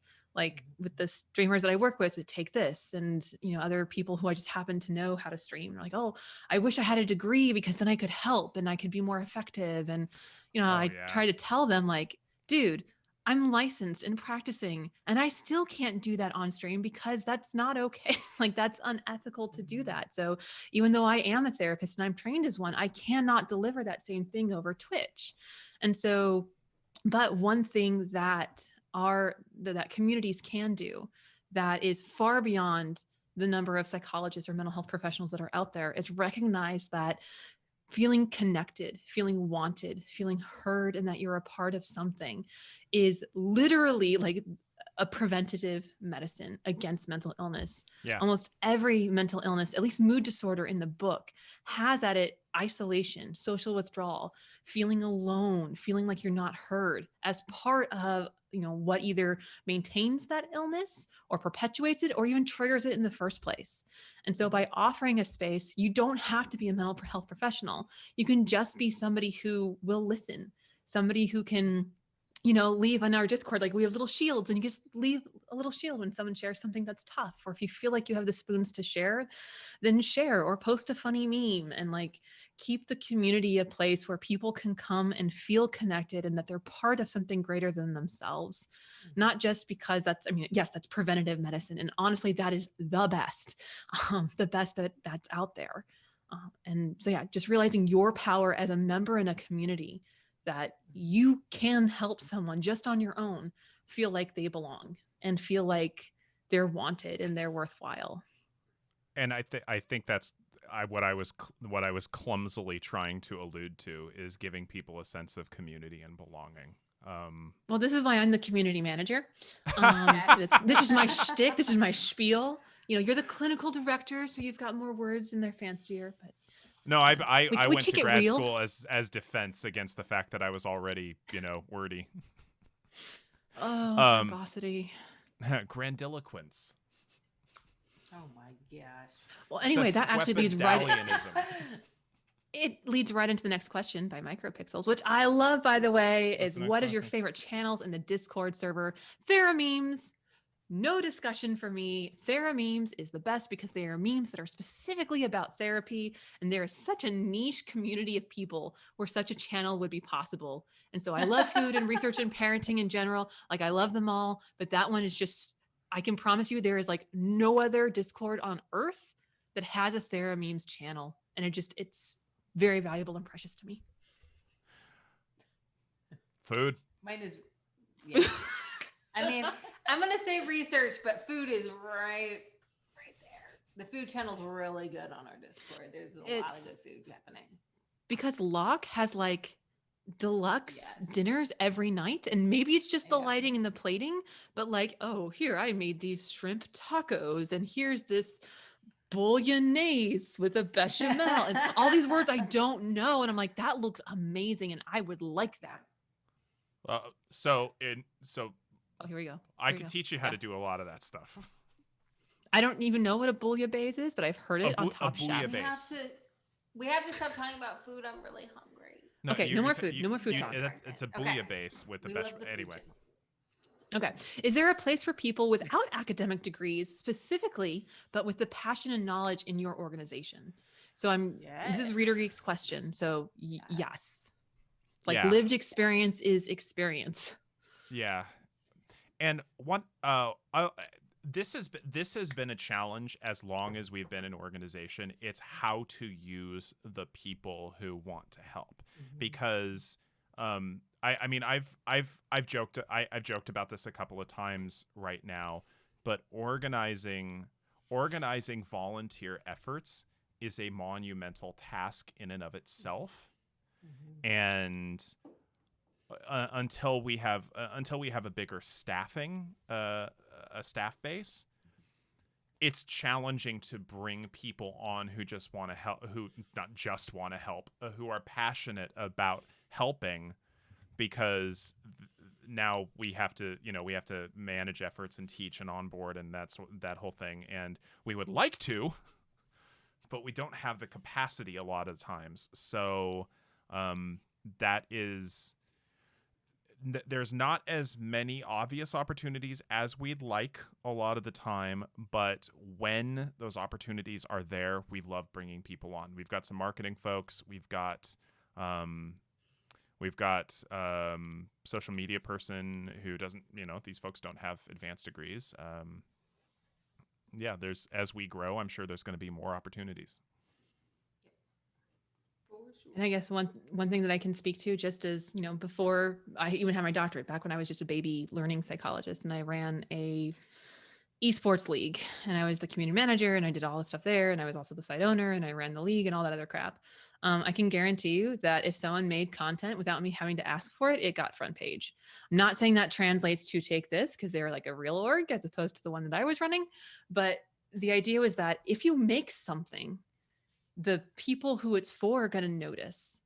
And so, if your skill is in drawing, for example, and you make caricatures of people that Take This, or, something like that, that's awesome. And that's going to get noticed. If you write content, again, I am not in charge of the content on the site, so I can't promise that it'll get front page, but maybe it's something that we can tweet about and share. Hey, one of our community members wrote this really amazing piece. I know we do that for our ambassadors. There's no reason why we couldn't help promote stuff that, of course, is clinically based and well-researched and well-written and things like that. And if you're good at music, who doesn't need an intro sound to their Twitch channel? If you're good at cooking and you make a cupcake that looks like Dr. B's bow tie, just please take share Which that one? in Discord. Please share But that in the Discord. there are ways where you can contribute that use your skills and help you to feel like you are contributing. And I guarantee you that we will notice, because when people make stuff, no matter what it is, it gets noticed, especially if you didn't have to ask for it. And again, sometimes we don't know what we're asking for. And then someone just kind of shows up and is like, hey, could you use a new splash page for something? I don't know. I'm just making it up as I go. So just encouraging people that you don't need our permission to make cool stuff. Well, and that's actually how a lot of our staff ended up here. Rachel, you need to hire me. Here's I didn't wait why. for them to ask me. She made a case for it, and it was a good case, and there we have it. I mean, our operations director Katrina was a volunteer, and at the booths, and Katrina's really good at organizational stuff, and we originally brought her on as I think as an executive assistant to our executive director at the time. But she was so bloody good at organizational stuff that we realized she was now doing stuff way above her pay grade. And she very quickly got promoted to operations director of the entire organization. And so a lot of time, we don't know what we need until somebody says, hey, you need this, and makes a case for it. Do you remember that time I made you guys a trailer for Mental Health Minute? I'm like, look what we could do. Look at the motion graphics. Isn't that pretty? Exactly. I don't know After Effects. I know enough to make things look shiny. I know what I'm doing, but I really don't. So yeah, just, yeah. And I mean, anything that you can feel like you contribute, you don't have to wait for us, and you don't have to ask our permission to do it. And whether that's just contributing in the Discord or sharing, I love people who come into the Discord and share new resources, because putting stuff on our front page resources is a much it's a different process that it goes through. But if I look at something and go, yeah, this is legit, it's going up in the Discord just because it's a lower bar. And so, do you know what the process is? Well, I mean, working on the back end of the website is more complex than it is working for me to work on Discord. And so even just recommending is super helpful. Well, if you've got stuff in the Discord here's the process. Hey, Katrina, B, I've got this resource we should add. Okay, cool. Yeah. Hey Katrina, can we add this? And but that's the Katrina's process. got a billion things to do. I know. Yeah. And Then we gotta eventually, wait for it to come down the I am list. Katrina. We were joking about that today in one of our regular meetings. Of what stuff have you not done? All of it. What stuff have you not done? All of it. Well, it's So yeah, almost let me 8:30, know.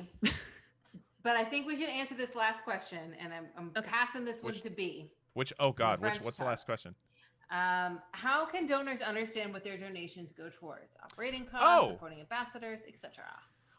Okay, so it's with a lot of organizations, you can break it down into what direct services are. Since we don't actually do any direct clinical services, that gets a little tricky. And so pretty much the entirety of donations, it goes towards staffing, quite frankly, a lot of times, because we have experts who want to build content. But if we don't have the support structure around them, they can't build all the content we want to get this out. Like this, the video series for streamers we've been talking about for 6 months. I've been basically working on that between other projects because other things come up, and we want to make this stuff available to the community. So a lot of the donations, it's technically operating costs, but it's also our educational efforts, because our educational efforts are our operating costs, if that makes sense. So it gets a little tricky, but basically we try and use all of that to go towards our educational efforts, and that's creating an infrastructure that can do more of that. And there's a link there. Yep. Katrina just dropped a link because we're working on transparency, and one of the things is that, like, even if we can't share everything, we need to be able to share what we are working towards, and that's just an important thing, because otherwise sometimes it can look like we're not doing stuff, which is not ever true. No. But no, again, it is never true. People can only see what's put out in public. Yeah, so, and there's a lot, and there really is a lot of stuff that goes on behind the scenes. Like, I mean, we do charge people for the workshops, but we develop, but realistically, that doesn't cover all of our costs. Otherwise, we'd have to charge a lot more for our studio workshops. Yeah. And it's even different now in the pandemic, because, we used to be able to say, like, hey, this amount of money goes to AFK rooms, and here's the financial breakdown of our AFK rooms. But like right now, we're in the planning stages for, an educational series like B was talking about in the video series. And, those are things that just, if anybody's ever worked with video takes a very long time. So much time. So much time. Done. And but money. money. But for example, this, a streaming weekly, that was something I think I was nagging Eve and B about the second they actually brought me on payroll. Was like, so we need to stream. Yep. We support streamers. We need to be streaming. And it took, it took like, 2 years. It took a year to get it off the ground. And I mean, that's what happens. But here we are. And so it comes and Well, when we say we have a small team, I think we talk about having a small team, but I don't think people realize exactly how small the team is. We have 2 full-time staff members. Yep. We have 2, me and our boss. Eve and I are the only 2 full-time staff members. Katrina is close. Rachel, we're hoping to bring on more after her maternity leave. And Kelly, we have a lot of folks who have can give 5 hours a week. I'm contracted for 5 hours a week, y'all. And you covered 2 of them today. And so, again, not out of like, hey, give us money because we want to hire Kelly more, which would be cool. But I do. I think when people look at Take This, and I've had this for my own husband too, of like the org runs like it's so much bigger. And so people expect something in line with how big the org seems, which is a compliment. But when you've got 2 full-time people and then everybody else is doing contract hours, it really is a small team. And we rely a lot on, people chipping in here and there, volunteering, doing that kind of work. Because I mean, that's, again, I guess it's a good problem to have of, well, you just look so professional that I expected to do more than 2 full-time employees. Yeah, especially B this evening. I mean, the more bow ties you wear, the more professional. I mean, it looks almost like cravats now. Like you're just like spouting cravats out of your neck. One?